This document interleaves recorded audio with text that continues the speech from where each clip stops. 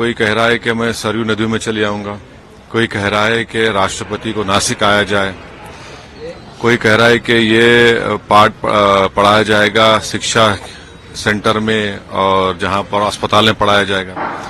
तो आप तो नरेंद्र मोदी की राह पर चल रहे हैं, जो वो कर रहे हैं आप वही करना चाह रहे हैं। तो आप में बीजेपी आरएसएस में क्या फर्क रहा है? तो मैं फिर से कह रहा हूं कि इस देश में मेजॉरिटी कम्युनिटी के वोट को कैसे हासिल किया जाए, उसका कॉम्पिटिटिव हिंदुत्व हो रहा है।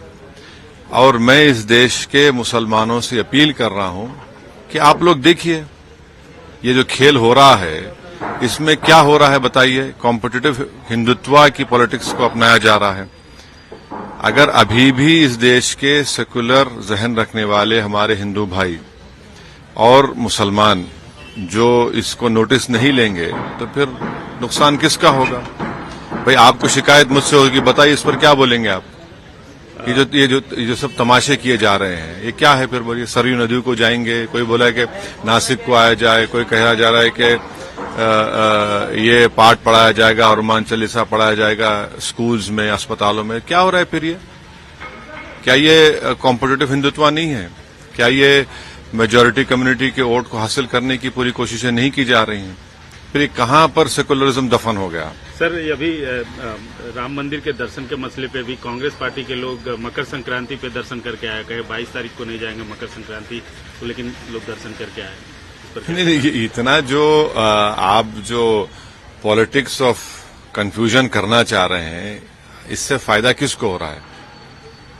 इससे फायदा क्या संविधान में जो सेकुलरिज्म है, प्लुरलिज्म है, डाइवर्सिटी की जो बात होती है, इक्वालिटी की, लिबर्टी की, किसको फायदा हो रहा है?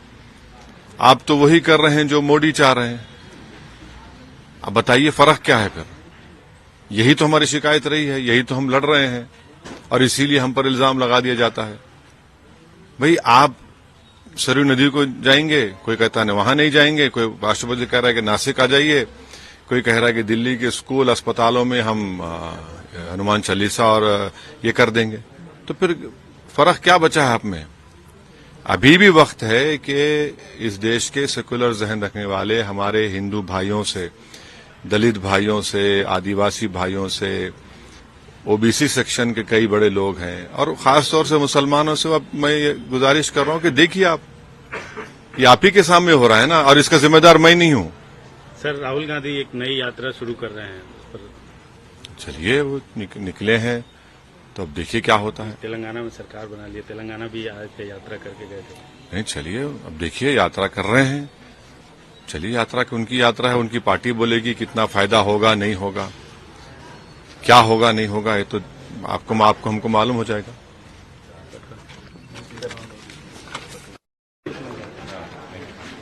सब लोग आपको चला दीजिए।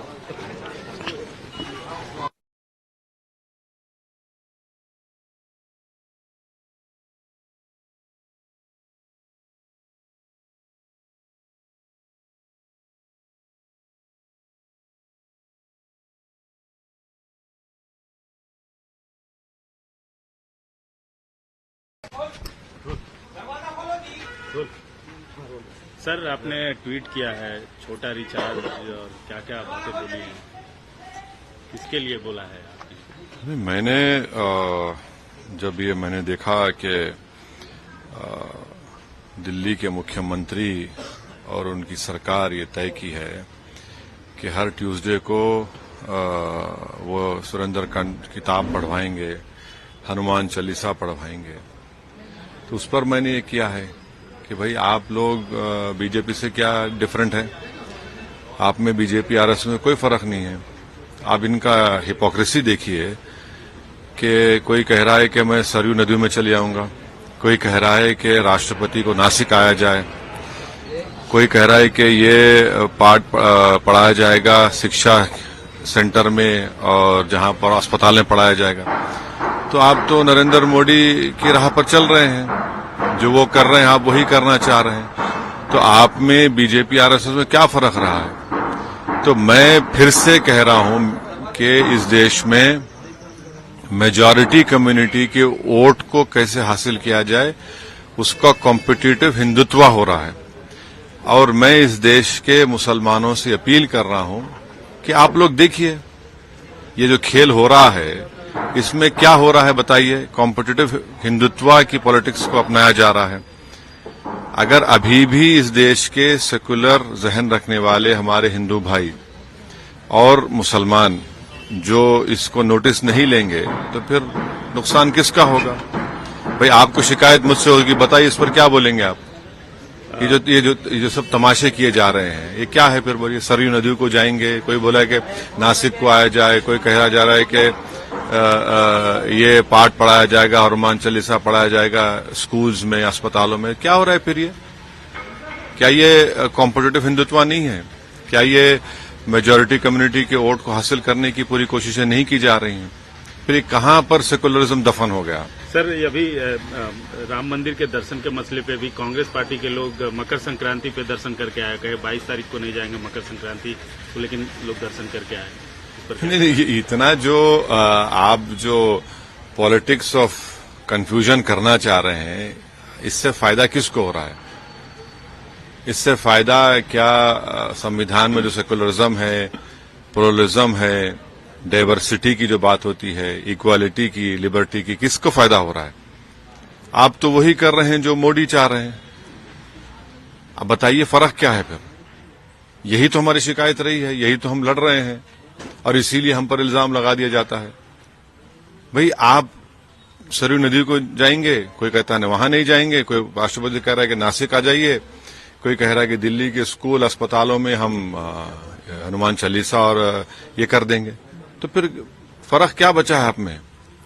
अभी भी वक्त है कि इस देश के सेकुलर जहन रखने वाले हमारे हिंदू भाइयों से, दलित भाइयों से, आदिवासी भाइयों से, ओबीसी सेक्शन के कई बड़े लोग हैं और खासतौर से मुसलमानों से अब मैं ये गुजारिश कर रहा हूं कि देखिए आप, ये आप ही के सामने हो रहा है ना, और इसका जिम्मेदार मैं नहीं हूं। सर, राहुल गांधी एक नई यात्रा शुरू कर रहे हैं, उस पर चलिए वो निकले हैं तो अब देखिए क्या होता है। तेलंगाना में सरकार बना ली, तेलंगाना भी आज पे यात्रा करके गए थे। नहीं, चलिए अब देखिए, यात्रा कर रहे हैं, चलिए यात्रा की उनकी यात्रा है, उनकी पार्टी बोलेगी कितना फायदा होगा नहीं होगा, क्या होगा नहीं होगा, ये तो हमको मालूम हो जाएगा।